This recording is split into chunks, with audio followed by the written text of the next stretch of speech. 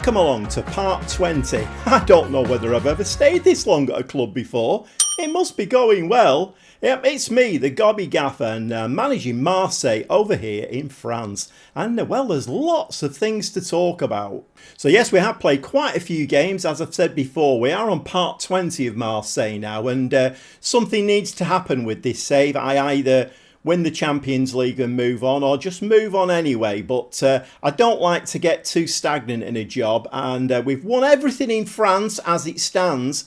Champions League, I think, we'll speak about that in a minute, but I think it's still a little bit out of our reach. I'm not going to read all these results out for you, so you can see there you're starting off with Rennes if you're a new subscriber, a new watcher. Rennes is the first game that I played off camera. As you know, we got beat in the Trophy des Champions by Rennes, and 2-1 loss in that one. Rennes have always been a bit of a thorn in our sides, but we did overturn that. We had a nice 2-0 win. So I'm just going to pick out the standout games. What happened against Strasbourg, I literally had no idea.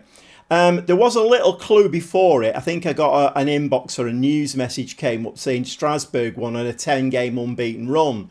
And I kind of dismissed it, really. But anyway, away from home, 3-1 loss, not great. And with the team I'm putting together now, I mean, we'll speak about that in a second as well. But with the team I'm putting together, I would expect that not to happen.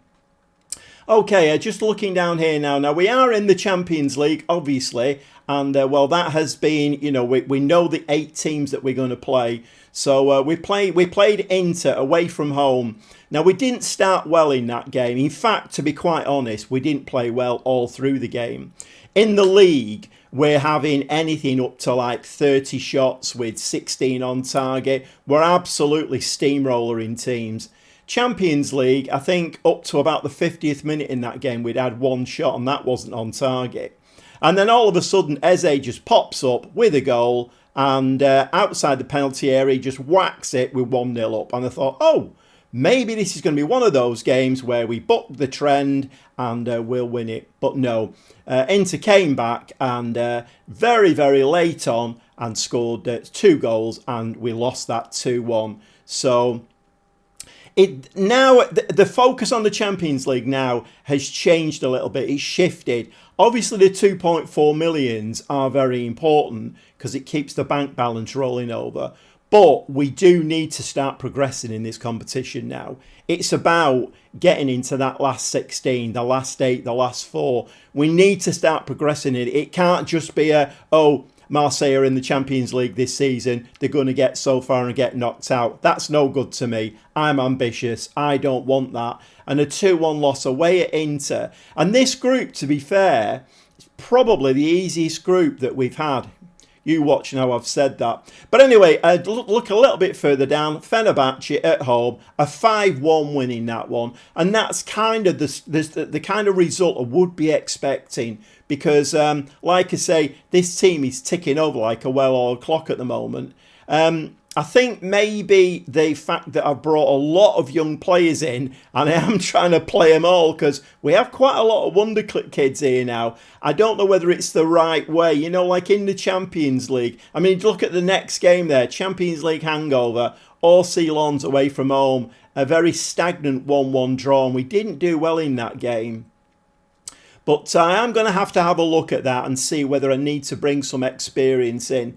But anyway, we played Nice away from home, last game off camera, 2-0 win. They were 3rd in the league at the time. And today we're going to watch a Champions League game against Sevilla. And the first off will be a home game against Troyes in the league. But if I have a little bit look a little bit further down, so we've got Bayern Munich. Obviously, that's going to be a very difficult game. But Partizan, can we beat them? Well, you know, we need to be. I'm not saying we should do, but we need to be. We need to be progressing. We need to be winning games like that. RC Lens away from home. Okay, we just had a very boring 1-1 draw with them. But, I mean, I didn't think you could draw teams from your own country. But obviously you can. So, and then we have 2 more games. Real San Sebastian at home. That should be 3 points. And then I think the last game there is Arsenal away. that will be a tough one. But I think there's many points there to be had. 9 games played in the league now. We are top of the shop. I think the game is now recognising that Marseille are, a force to be reckoned with in the French league. Maybe not so much in the Champions League. And that is quite a worry for me now. At this stage, we're 20 episodes in. At this stage, if we're not going to start being a force in the Champions League, I mean, maybe we need to wait another 2 or 3 seasons for these wonder kids to develop and become 4.5, 5-star players, and then we will be a force. Whether I want to hang around that long to win the Champions League, I don't know. But 22 points there. Paris Saint-Germain have lost 2 this season, so again they are dropping points and they're 3 points behind us. Now, I don't know whether I'm going to live to regret this, but as you can see there, let's put it this way, he's an ageing Vitinha. I don't know whether he'll be able to keep up the pace. He has gone to Ajax for up to 25.5 million, so we have been able to sell him. The problem is the players that are brought in to replace him are not scoring goals, which is a bit of a worry. We are scoring goals, and I've said this before with this team, it's great that we're scoring goals from all positions. The centre-halves, the wing-backs, obviously the midfielders, are all scoring goals for us. But the strikers, not so much. A little bit of a worry, I'm not too sure. On to the transfers in now, and as you can see there, we have spent some money. So another wonder kid, Giuliani Marseille, 20-year-old central midfield player, looks absolutely the business. And I think he's a bit of a steal for that kind of money.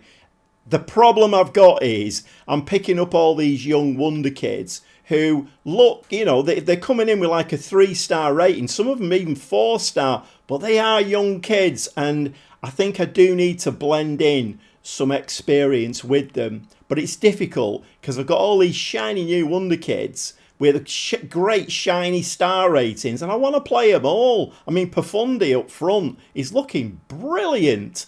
But I don't know whether it's a bit of an experience that I'm experiencing. And you remember the centre back, the young centre back that I signed. In fact, we'll have a look at him. Ike Alcalde. Again, looks a brilliant player. We have, actually, you can see there now, we are training him to be a wing back. Now, the last time I looked, which was only kind of a couple of games ago, he was kind of got a little orange dot. Now he's got a yellow dot. So he is actually learning that position. He's only 19. I've not been that impressed with him in that position when he's come on and deputised for home. But then again, he is learning that. And as you can see, all these little arrows here are all on the up. We're training him now on kind of developing various traits of his game. And I think this kid is going to be brilliant. I mean, he's got a 4.5, 5-star potential. So I think he will get there. But with that in mind, and with a tough season ahead, particularly in the Champions League, I went to Chelsea and signed Aaron Howell, 21-year-old English, a right wing back, and I've signed him on loan. So it'll give Alcalde, he will get some game time. Alcalde, I think the fact that he's actually learning that position quite quickly is that he has been playing fairly regularly. But at least I've got some backup there if he's not progressing, and I see him kind of not great in the match engine, we can bring this lad instead. One of the problems I have had is the senior players in the team. I've had a queue of them outside my door, and every single one of them I've had the same worry. They knock on the door, they come in, what's your problem? I'm worried about all these young kids that are coming in. Am I going to lose my position? 2 players I've had to put on the transfer list. In fact, Bitsiabu, my backup left wing back, that's another story. We are going to have to look out for a new left wing back. But he's gone. He goes in the next transfer window. I've had to sell him. Belerde, he's another one. He wants to go. There's a queue of them, unfortunately, because like I say, I do need to blend in the young blood with some experienced heads. And of course, like I've said before, I am kind of using this save as a bit of a tutorial as well. So any new players watching this, I mean, I've got a lot of tutorial videos out, but actually these play-alongs I'm treating as tutorials as well, because things come up in the game that I think, oh, it's not big enough to make a video for, but it needs to be spoken about. So what you will find is that if you start signing, well, to be honest, any age of player, but with a higher star rating, and the star rating of your team or your squad starts to rise. And that's the thing with our team now. We've got 4, 5, 6 players, these young kids who are coming in with 5-star potential. The star rating of our team is going up. And the problem with that is the likes of Spurzian, little bit of a worry for me now, because he has been terrific for the last few seasons. But he's now only a 2.5-star player, because the star rating is based on the star rating as a whole of your squad. So if your squad has got a star rating of, say, an average star rating of 3-star, and then you sign a load of players and that average rating goes up to 4-star, some of those 3-star ones will drop down to 2.5-star. And that's what's happened with Spurzian. He is 28 years old, but I think I have actually transfer listed him because he came to me and started whinging and moaning.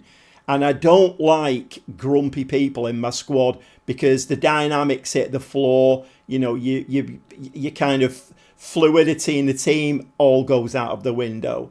He has just knocked on my door and said, I don't really want to go, boss. I'd like to stay. Maybe we'll take him off the transfer list, and maybe we will start playing him. Because like I say, I need to strike that balance. Players like Eze, Spurzian, Ketchter, they need to play in there with these young kids to help them along. And I've got mentoring groups set up. So again, another little, I don't know whether I've done a video on mentoring or not, but if you go into the training, if you do the left button, go into training, and then come along the top here and go into mentoring, I have 5 mentoring groups set up. And the idea of this is that you put an influential or, you know, like highly respected player in there, a very experienced player, and then you can bring other players in who are maybe not that level, and you get the mentoring. Hopefully the good attributes of the top players will rub off on the young players or the players who have not got those attributes. So I've got 5 mentoring groups set up. And lastly, to end this this waffling stint that I'm on, just have a look at the finances. 65 million in the bank. The transfer budget is 27 million, and we're just under the wage budget by about 130,000 a week, I think, something like that. So we have got money to spend, and I will be spending that. By the time the next episode comes around, we'll probably have bought a backup left wing back and maybe a centre half. I'm not quite sure yet. Okay, that's all the information that's been amassed while I've been off camera, and we have 2 games now. League game against Troyes, and then that really important Champions League at home against Sevilla, and we do need to win that one. We need to get as many wins on the board. The money now it's changed, it's flipped. I've said this now, it's flipped. The money early on, when we didn't have an awful lot, the money was really important. Now it's about the money, but it's more about the fact that we should be progressing now. You know, we need the game to recognise that Marseille are a really good Champions League team, and we need to be getting into the last 16, the last 8, the last 4. I don't expect us to win the Champions League. That's not even in my mind. But we do need to start progressing, and hopefully that will happen against Sevilla. Anyway, into the dugout, and we've got Troyes, and that is a home game in the league.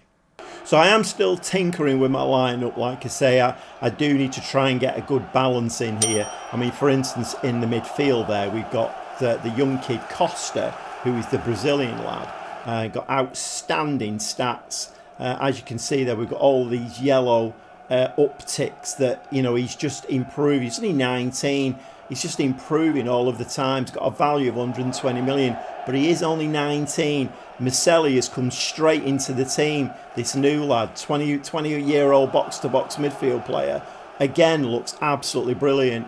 But I have got behind him, I've got Musa, who is 25 years old and quite a lot of experience. In fact, the back four, I think I've got a lot of experience. So those two kids in midfield, going forward, it's a difficult one, really. I mean, probably I should play Ketchter in there, and maybe for the Champions League I will do. But for this league game, we're going to go with Restes in goal, Bitsiabu, Silla, Baidu and Holm back four. The midfield three are Costa, Masele and Musa. Spurtsian and Eze up front. Pafunde seems to get a lot of yellow cards. I don't know why, because he's only got a 6 for aggression. I'll have to have a look at that one, but he's out today. He's suspended. So Spurtsian and Eze, two experienced heads up there, and Amayor is the well at the moment, and I'm trying to find his best position. So at the moment, I've got him as is it a trequartista? I have no idea, but yeah, I've tried him as an advanced forward. Doesn't seem to work. I mean, we're trying this at the moment, and let's see if this works. I don't know. It's a bit of a strange one, but neither of them are strikers. Even Adingra is not banging the goals in on a regular basis. Let's get stuck into the game. So I would have thought today this would be a fairly easy 3 points. We're at home, and I mean, there we go. Silla rising for a corner there, and just over 3 minutes on the clock, and we do get up and running. Now, like I was going to say, I would have expected 3 points all day long out of this game. Troyes, not the greatest team in the world. We're at home in front of our fans. We are having record attendances, by the way, which is absolutely brilliant. Another corner now from Eze. Swings that ball in. Bitsiabu this time. And Bitsiabu does score. And a very nice goal indeed. He got the header. The keeper palmed it out, but palmed it straight to Bitsiabu. And he fires it in the back of the net. And 10 minutes on the clock, we're winning 2-0. And 6 shots, 5 on target. Now we have a free kick. Spurtsian, a little bit of experience over the ball. And that's in the back of the net. 20 minutes on the clock. And we're 3-0 ahead. And this, if we could do this against Sevilla, this would be absolutely amazing. Like I say, I think the game is now realising we are a top club in France. I mean, it should do. We've won everything in France now. So every trophy that's on offer, we've won it. So, you know, Troyes actually here. They've not even got off the bus yet, have they? We're absolutely battering them. I've not even had to go to an attacking mentality. We're still on positive, and we're absolutely battering them. So we are going to give them a delighted at half-time. I don't normally like to do a delighted at half-time, but it's 3-0. And I'm just wondering whether we should actually make some changes now. So a little change of formation, just to allow me to take Eze and the Spurtsian off. I want them available for the Sevilla game. So Ibrahim has come on in that attacking midfielder role, and Adingra has come on up top. We've got 2 players up top now. Can we feed them? Can we get a few more goals? Because PSG, one of the games that they've just played, they beat somebody 8-1. So as per usual, their goal difference will be absolutely brilliant. I mean, we need to get our goal difference up there as well. So it's all Marseille in this game. I thought that was in then. Lovely free kick there by, I think that was Adingra. I thought that one was in. 64 minutes. Young kid Ibrahim now on the ball. Can he do what Spurtsian did in the first half? He's got an angle there, and he doesn't make it count, unfortunately. Okay, 2 more changes. The young kid that we've been speaking about, Alcalde, he's come on the right-hand side as a wing-back, and Howell has come on the left. It's not his ideal position, but we just need to give the likes of Bitsiabu and Holm, some rest. So it's looking like no more goals in the second half. About 10 minutes to play. Troyes have come back into the game a little bit, but with 17 shots, 8 on target, an XG of 1.59, we do come out 3-0 winners, and a very, very nice win indeed. And of course, PSG did win their game. They actually played before us for once, which is very, very unusual. PSG normally always have that late slot but they did play before us and they won their game. But so we're back on top, 3 points away from PSG and looking very, very nicely situated at this moment in time. Okay, back into the Champions League. It is Sevilla. It's at home. We need the 3 points. The 2.4 million would be very nice as well. But those 3 points are really important. We need to keep the pressure on. If we played 3 games, won 2 and lost 1, I'll take that all day long. But we do need to get the points. We'll see you in the dugout. Okay, plenty of experience on the field for this game. And taking Spezia and Eze off in that last game, being 3-0 up, was absolutely, it plays into your hands, doesn't it? You can make the changes that you want to do. So we have got that experience. We're changing Amior to a complete forward today. We need to get him motoring. We need to get him scoring goals. He's only 21. He's got great attributes. He won Young Player of the Season last season in the Premier League, no less. So he must be a very good player. We just need to find out how to get a tune out of him. But anyway, the team is Restes in goal, back 4 of Bitsiabu, Silla, Baidu and Holm, the 3 in midfield, and as you can see now we're getting all these nice lines between players. Costa and Marseille have got a nice understanding very, very quickly. They're very young. They soak up information like a sponge. So they've hit the ground running for us. Costa, Marseille and Musa behind, Spezia and Eze just behind Amior, and this complete forward. Can we get a tune out of him today? Let's hope so. And we're underway, just under 5 minutes on the clock, and a hoofed out ball there from their keeper. Eze picks that up. Wise head Eze.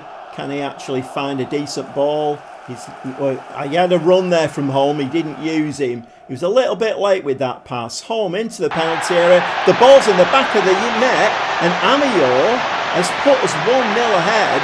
Just under 5 minutes on the clock. Have we found his position? Complete forward for Amior. This was very, very nice though. I thought he delayed his pass too long there, but Holm, 2 players on it, releases it early, and Amior there fires it into the back of the net, and we are 1-0 ahead against Sevilla. Back with another highlight. Eze and Silla there very nearly gets his head on the cross again. Silla is a bit of a weapon from these corners. Eze, and this time the ball does get picked up. Bitsiabu, ball is headed away. Spezia now, another wise head in the team. I think we will be taking him off the transfer list.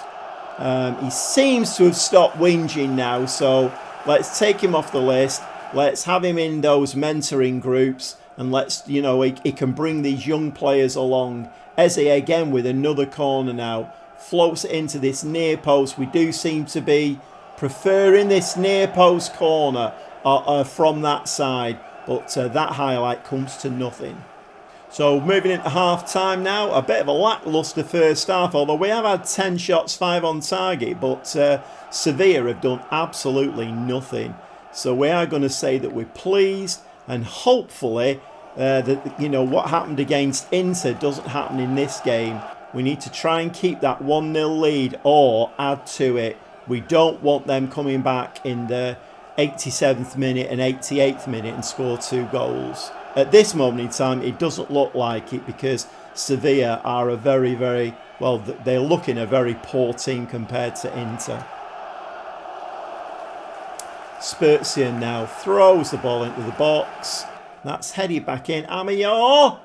Did that come off the crossbar? Did the keeper save that? 64 minutes, and I have been prompted that Holm was very tired, so I thought, maybe a good time to freshen up. So I have made 4 changes. Schneider's come on at left wing back.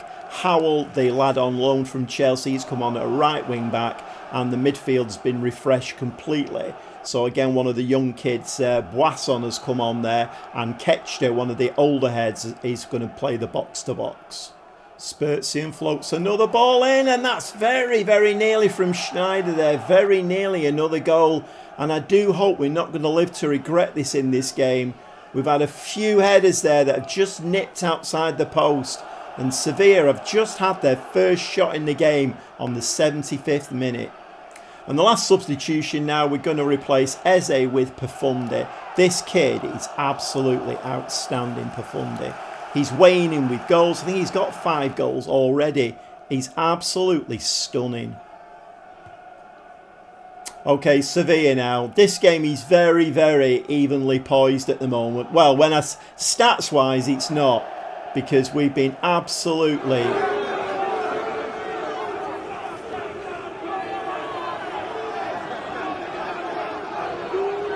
I'm not entirely sure how that's happened. I mean, we will... In fact, we don't want to see that. Right, let's just freeze it there. So we've had 18 shots, 6 on target, an XG of 1.7. We've missed 2 point-blank headers. Sevilla only just started in the game. They've had now 2 shots, 2 on target, and it's 1-1. Can somebody please tell me how that happens? We've been absolutely all over them for 80 minutes of this game, and it looks like the game is going to snatch away another Champions League win from us. Okay, I'm not quite sure how we're in this position. 84 minutes on the clock. We have changed we've changed the formation a little bit. Profundi, who is a 3.5-star striker, he can play anywhere up front. So we've pushed him forward. Amayor is going to carry on as the complete forward. Well, we've got 2 up top now. I'll push Ketchta a little bit further forward. He's got more legs on him. He's only just come on. And I think we are going to go attacking as well. I mean, we've been on... Maybe that was my mistake. Maybe you should... Even though we were winning 1-0, maybe you should have gone at them more. If we don't get the 3 points out of this game, some buffoonery is going on somewhere. It looks very much like we're not going to do. Schneider now with the throw to Boisson. Boisson taking his time. Musa, ball to Spurzian. Spurzian now, very, very tired Spurzian. You need to feed it to one of the lads who've got fresh legs. Howell, he's one of them. Fire it into the box. No, and again. Get your head on that.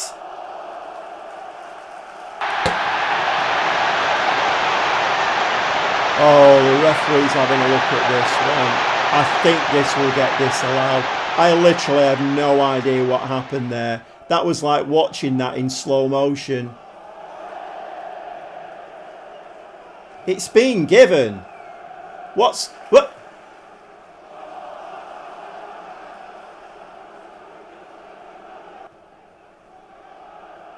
Answers on a postcard. I've no idea what happened there.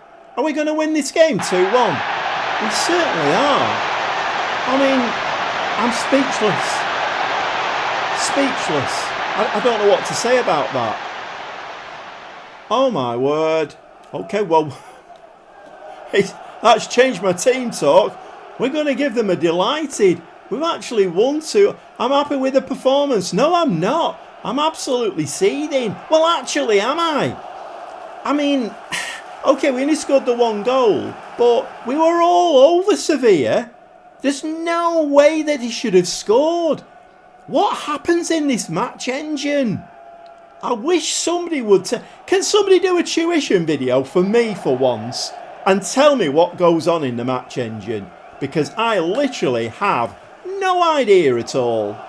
Okay, well, 3 games played. We're in 9th position. There's lots of football to play yet. And the problem is with the Champions League is... there's very, very good teams in there. So even though we're 9th at the moment, it's not like the French League where you probably would stay 9th after another 6 games. This can change very, very quickly. In fact, I'm not sure whether we've got Bayern next. Who, to be fair, are not doing that well themselves. But it's the way that the game looks at you. You know, the game will look at Marseille here. Bayern Munich are here. So it doesn't really matter how they're playing or what the league position is. But worryingly, PSG are... you kind of think as the years go on that like the likes of Mbappe will get a bit older and you know, their rating will start dropping. No. Played 3, won 3, 9 points. Real Madrid 2nd. I mean, it's frightening when you look at the top there. Little old Marseille, we have little or no chance at this moment in time of winning the Champions League. But, you know, I suppose anything's possible. We've had games against PSG, cup games, where We've not played well and it's gone to penalties. Penalties, it's a free-for-all. Who knows? Who knows? Oh well, I think that is quite a long episode today, and Trev in the comments, if you read the comments, Trev was saying for the last episode, nice quick episode there, one game, nice 3 points. And my answer to that was, well, it's very difficult getting nice, short, quick, snappy episodes in Football Manager because there's so much information to give over, and then you get into the games and they could go to extra time, penalties. There's so much stuff happens in Football Manager, it's virtually impossible to get quick, snappy episodes. Well, this certainly hasn't been a quick, snappy episode. So I'm going to go away now, play some games off camera. Still working on the balance of this team. Hopefully by the time you come back, well, we'll have the balance right. Because I would imagine we'll probably played 15 or 16 league games by then. You would have thought I would have the balance right. But it's a difficult one because I want to play. It's like Profundi. I mean, I'm playing Spezia and Eze as the two attacking midfield players. Profundi is better than both of them. But he's only a young kid. He's got a 5-star potential. He's 3.5-star currently. He scores goals, but I'm a little bit like that, particularly in Champions League games where you want the experience. So it's a really difficult balancing act. Okay, I'm going to go away, see if I can get this balancing act right, and we'll be back very shortly.